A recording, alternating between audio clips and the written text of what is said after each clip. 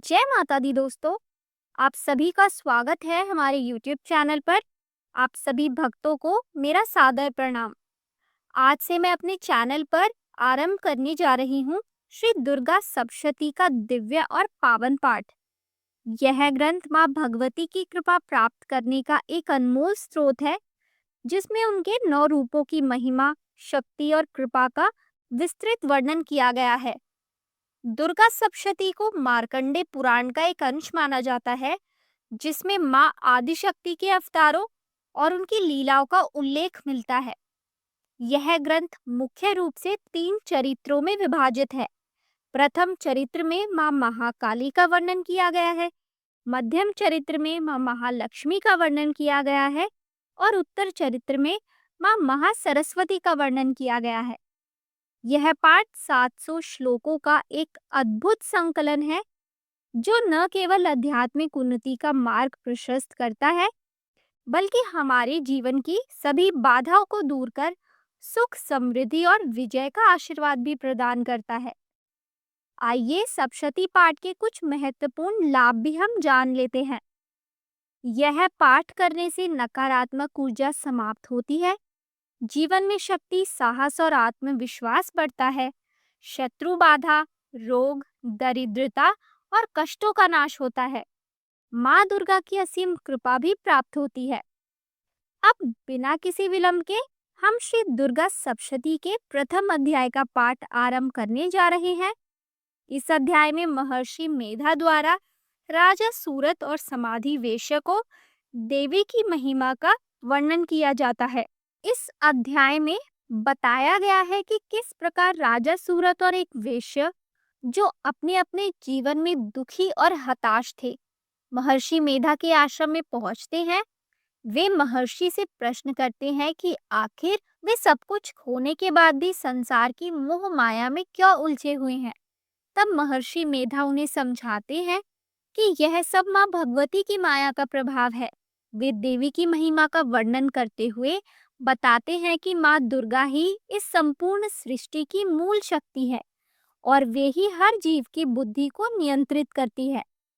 इस अध्याय में हम जानेंगे कि कैसे माँ भगवती की कृपा से राजा सूरत और वेश्य को आत्मबोध प्राप्त हुआ और उन्होंने माँ की उपासना करने का संकल्प लिया।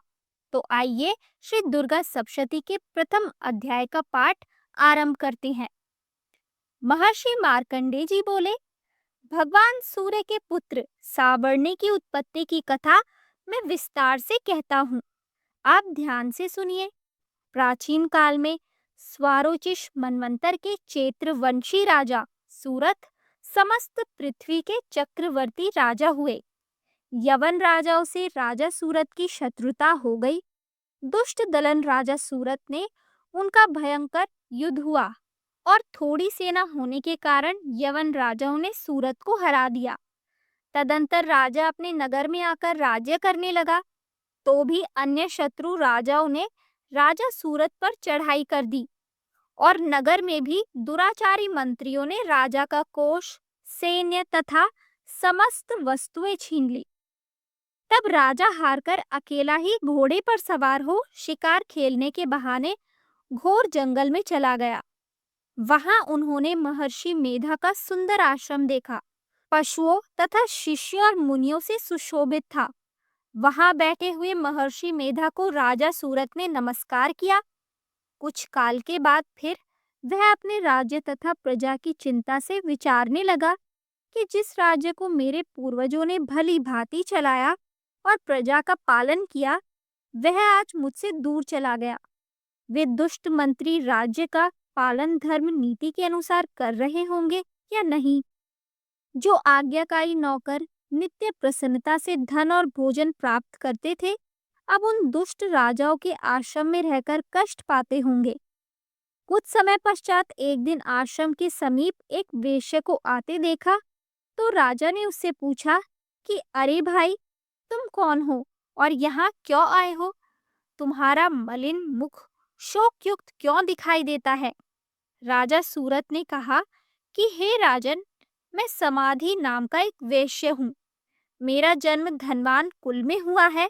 मेरे दुष्ट स्त्री व पुत्र आदि ने मुझे धन के लोभ से घर से निकाल दिया है और मेरा धन छीन लिया है। मैं धन, स्त्री, पुत्र से रहित हूँ। अब अकेला दुखी होकर इस वन में आया हूँ। मैं यहाँ रहने के कारण अपनी स्त्री, पुत्र तथा स्वजनों की परिस्थिति को नहीं जानता कि सदाचारी है या व्यभिचारी। राजा बोला, जिन स्त्री पुत्रादि ने तेरी धन संपत्ति को छीन लिया, फिर उन्हीं के स्नेह में तेरा मन क्यों जाता है? वेश्य बोला, जिन पुत्रादि ने धन के लोभ में आकर मुझे घर से निकाल दिया है, मेरा चित्त फिर भी उन्हीं में आसक्त होता है। मैं क्या करूं? इन स्वजनों के निर्मोही होने पर भी मेरे मन में उनके प्रति प्रेम है। मार्कंडे ऋषि बोले, हे द्विज श्रेष्ठ। तत्पश्चात राजा सूरत और समाधि वेश दोनों मिलकर मेधा मुनि के समीप जाकर प्रणाम करके बैठ गए और मेधा ऋषि से कथा प्रसंग करने लगे। राजा बोला, हे भगवान, मैं आपसे एक बात पूछना चाहता हूँ। हे महाराज, मेरा मन वश में नहीं है। गए हुए राज्य तथा अन्य सभी स्त्री पुत्र बांधवों की ममता मुझे अभी तक बनी हुई है। हे मुनि श्रेष्ठ, यह जानते हुए भी कि मेरा स्नेह उनसे अज्ञानियों की भांति विशेष बढ़ता जाता है, यह भी उनमें अत्यंत आसक्त रहता है। इसी तरह हम दोनों बहुत दुखी हैं।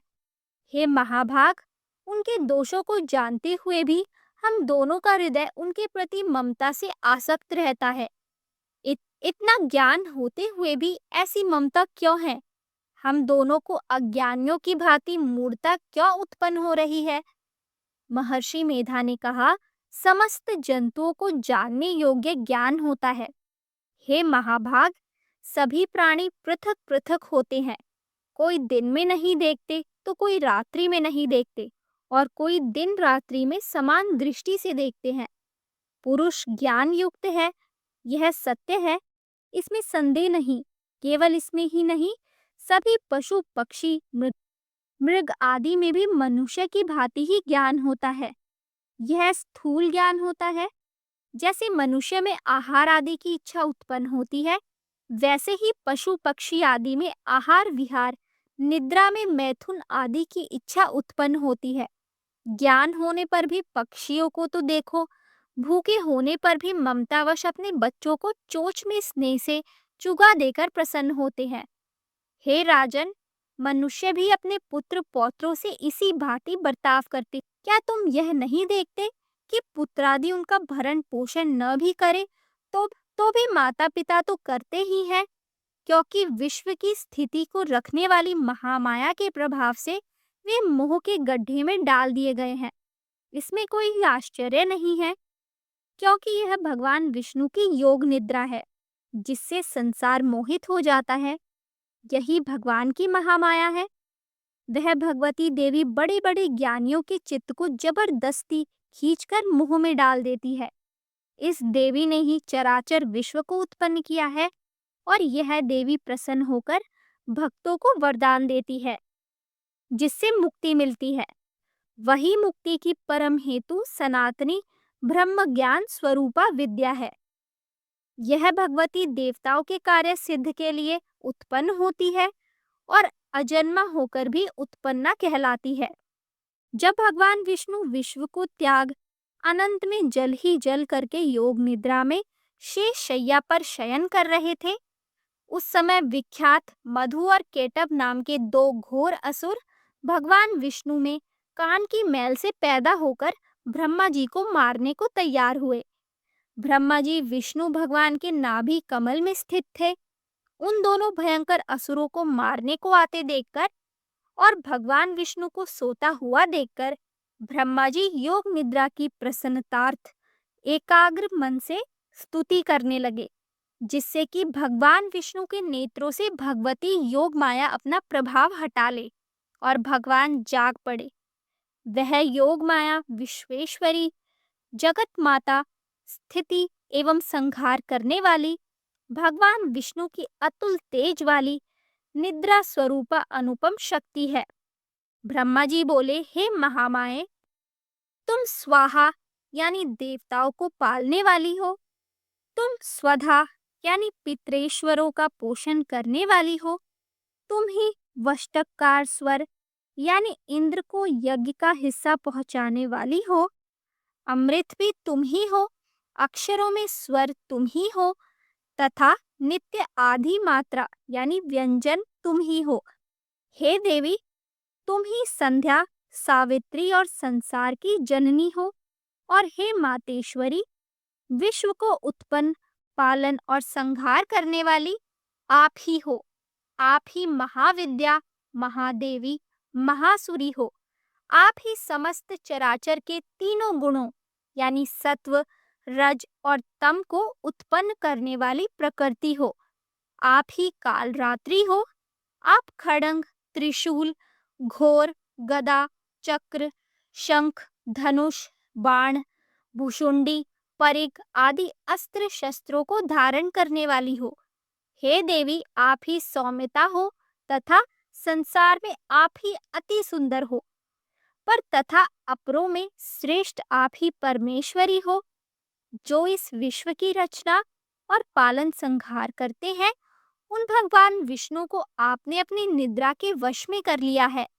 फिर भला बताइए कि कौन आपकी प्रार्थना करने में समर्थ है, जबकि आपने भगवान विष्णु, ईशान यानी शंकर तथा मुझसे यह शरीर ग्रहण कर लिया है।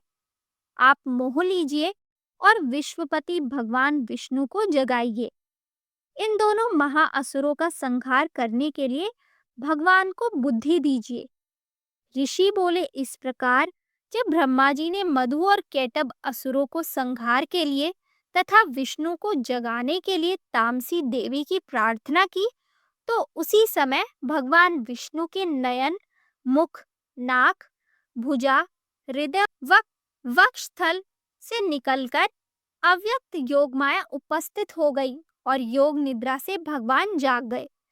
तदंतर भगवान विष्णु ने उन पराक्रमी वीर्यवान मधु और कैटभ असुरों को देखा, जिनकी ब्रह्मा जी को खाने के लिए आंखें लाल हो रही थी। तब भगवान विष्णु ने शेषशय्या से उठकर उन असुरों से 5000 वर्ष तक बाहु युद्ध किया। अति बलशाली महा उन्मत्त दोनों असुरों को महामाया ने मोहित कर रखा था। अतः दुष्टों ने भगवान से कहा कि आप हमसे वरदान मांगो। भगवान ने कहा, यदि तुम मुझ पर प्रसन्न हो तो मेरे हाथों तुम्हारी मृत्यु हो। मैं तो केवल यही वर चाहता हूँ।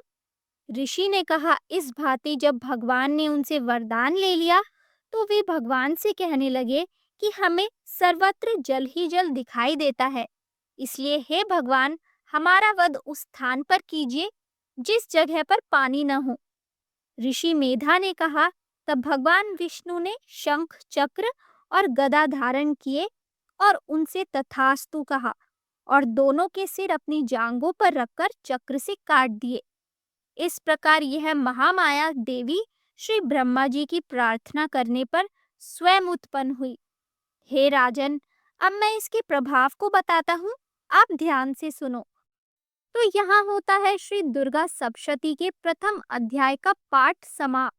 इस अध्याय में हमने जाना कि किस प्रकार महर्षि मेधा ने राजा सूरत और समाधि वेश्य को देवी महात्म्य का उपदेश दिया और माँ भगवती की आराधना के महत्व को स्पष्ट किया। अगले अध्याय में हम देवी की महालीलाओं और उनके द्वारा असुरों के संहार की कथा को विस्तार से जानेंगे। यह अध्याय और भी अधिक रोचक और प्रेरणादायक होने वाला है। अतः अगले पाठ में जुड़े और माँ दुर्गा की दिव्य कथा का श्रवण करें। तब तक के लिए जय माता दी।